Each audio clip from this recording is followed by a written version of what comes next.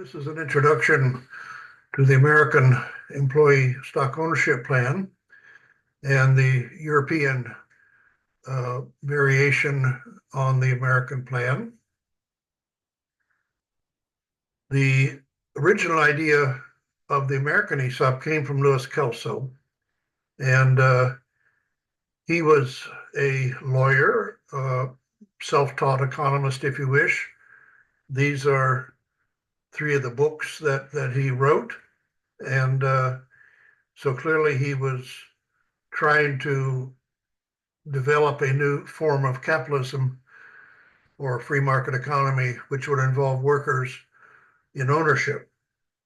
And he worked with Senator Long in the American Congress, who was head of the Finance Committee, and they drafted the legal basis for the ESOP, the American ESOP, into law in 1974. One of the artifacts of the way they drafted law was that ESOP was a special type of pension plan, something that does not apply to the European concept of the ESOP. But nevertheless, it's been very successful. There are about 6,500 ESOPs in America now, and most significantly, covering about 10% of the private workforce. So that means 1 out of every 10 workers in the private workforce in America own shares of his own company. And that's developed over about a 40-year period. One of the famous quotes of Kelso is, "The only problem with capitalism is not enough capitalists." So he saw the ESOP as making workers into capitalists in the sense of owning shares in their own company. Now, let's go over some of the basic characteristics of the ESOP. First of all, what it's not. It's not a direct share purchase plan. The workers do not pay for shares out of their own wages, out of payroll or bonuses, or out of their own assets. Instead, the shares are purchased from the future company profits.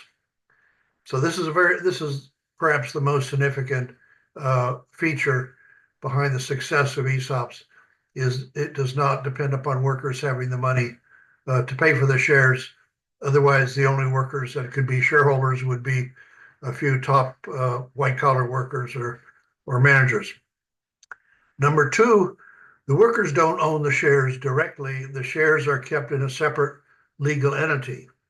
And in the case of the European ESOP, this is a special type of cooperative. And you have individual share accounts inside. So instead of owning their shares directly, in which case you could sell them or bequeath them to somebody else or give them away as a gift, you only own them indirectly through this separate vehicle. And you have an account in the vehicle which says how many shares each worker owns. So second characteristic is that all employees are included in the ESOP. This is not something just for managers or just for high-flying employees. This is for everybody. That ESOPs create a company where everybody is in the same boat. And as I said, it's the ownership is not direct, it's indirect, but it's individualized. So it's not social ownership, it's not common ownership, it's individualized, indirect share ownership. And the workers cannot sell the shares to anybody else. They cannot transfer them to anybody else. They cannot give away the shares.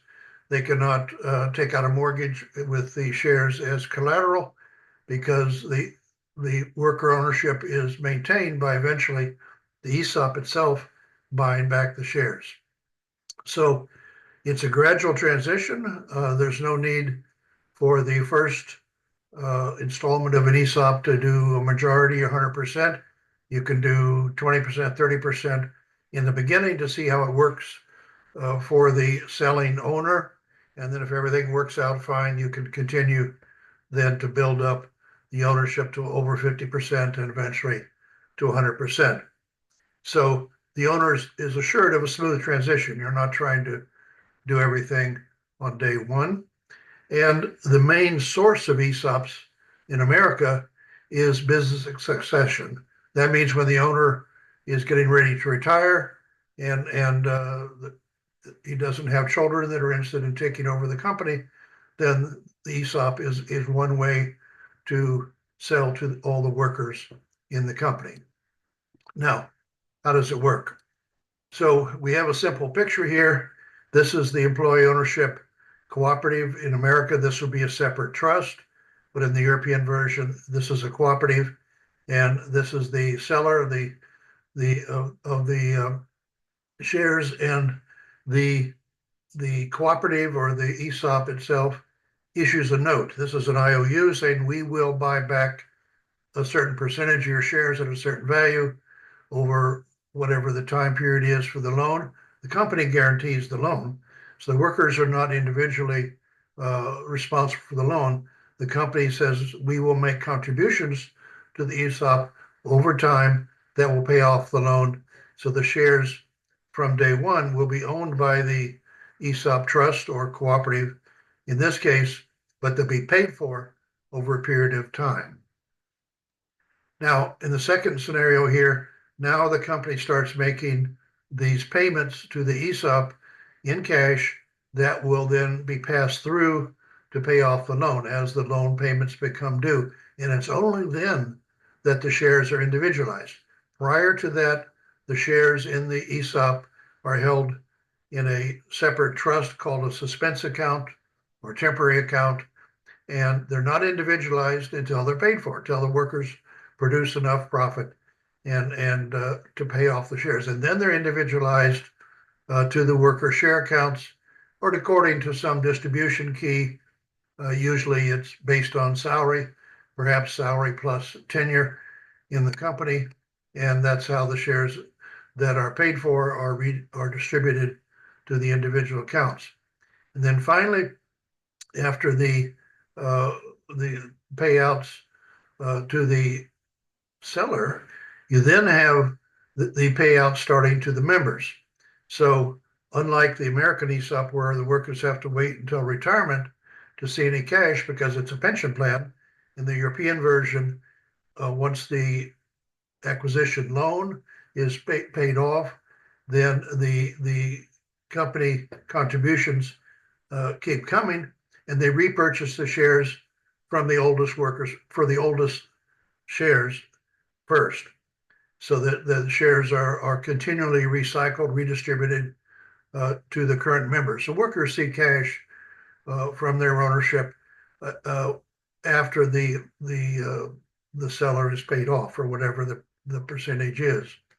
So that's this third stage. The workers are not having to wait until retirement to see any cash from their ownership. So in the comparison between the two, in America, been around since the 1970s, so there's now 6,500. And as I mentioned, they're 10% of the private workforce work in ESOPs. But the American ESOP is a trust, and a trust is something that is set up legally when you don't trust somebody with certain wealth. So when a kid, a minor, inherits money, typically the money is not immediately given to the minor. It is put into a trust, and then when the minor becomes of age, 21 or whatever it is, then they get the wealth, and the trust is dissolved. So the American ESOP is done like that, where the employees are treated as children. They're the beneficiaries of the trust, but they are perpetual children. The trust is never dissolved, and that's a problem. The European ESOP is not a trust; it's a cooperative or association. So whatever shares are in the ESOP and are individuated, the workers have the vote on those shares and can exercise their vote to determine representatives on the company level that on the board of directors of the company.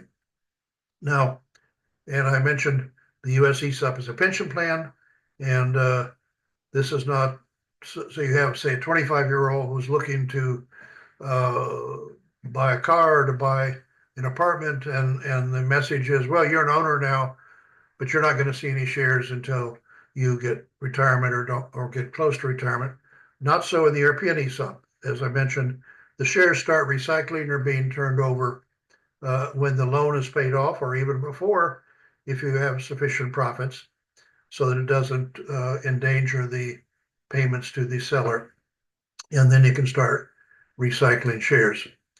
So the benefits to the uh, to the owner that's selling to an ESOP is it anchors the company in the community, because the workers live in that community, and so they're not going to sell the company to outsiders, and they're going to have the ecological benefits of not wanting to pollute their own community, which is often absent in a normal company where the managers making decisions are in some far off city, and so in this case the owners are living in the same community.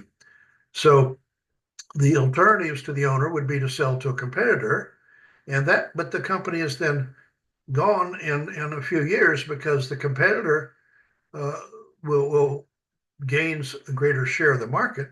They'll take the customer list and perhaps some of the best employees, and certainly any new technology, to their main firm. They don't want to run two firms, so they're going to wind down the firm in the that is purchased, and shift all the business over to their main site.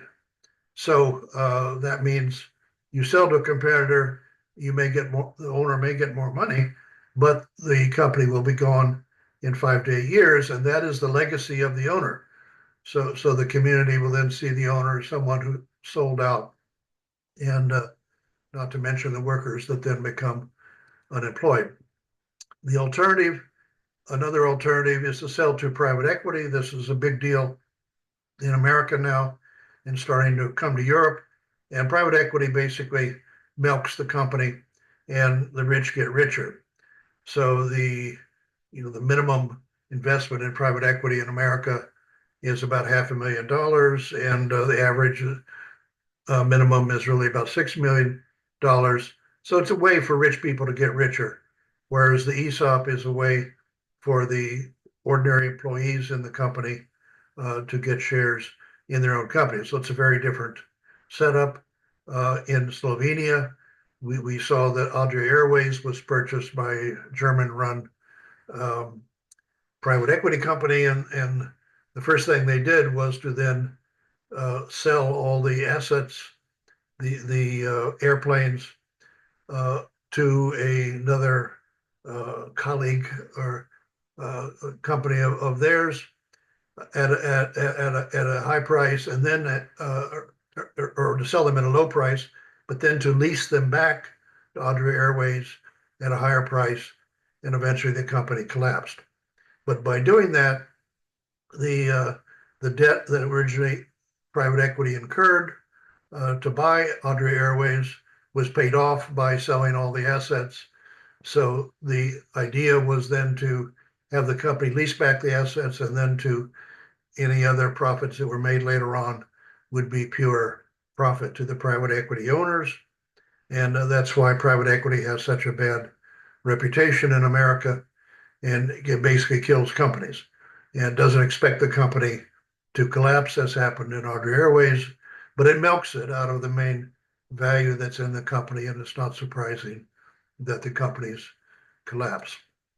So if you sell it to a bigger company, then it gets sort of folded in to the bigger company, and the bigger company doesn't necessarily care about that particular community where the seller has their business, and so they shouldn't be surprised if they then move the company to uh, some other company that has some other country that has lower wages and lower environmental protections and so forth. So all three of the alternatives to ESOP are bad for the company to to sustain it as the legacy of the owner, and they're bad for the community.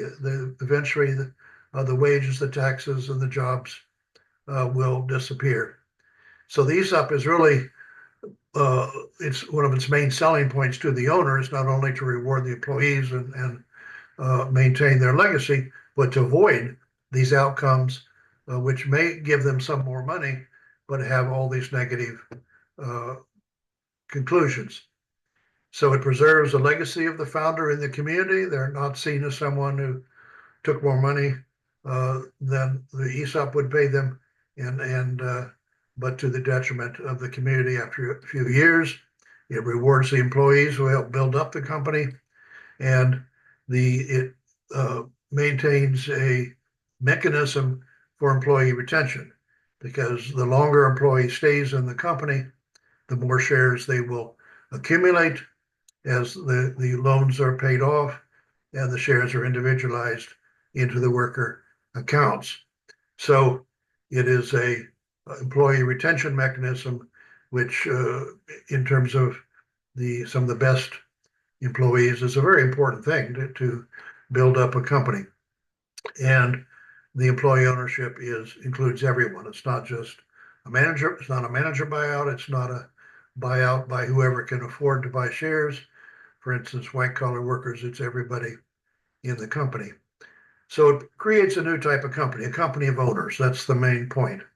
And you may start off, as I mentioned, with 20%, 30%, and then build up.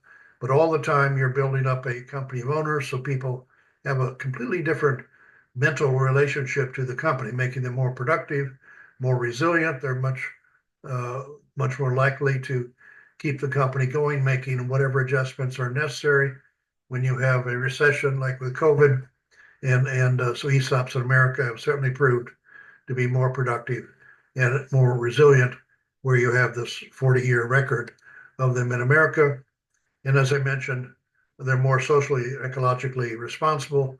People don't want to pollute their own community, and so they tend to take much more care, which is not the case when the ownership of a company is absentee in some far off city or far off country.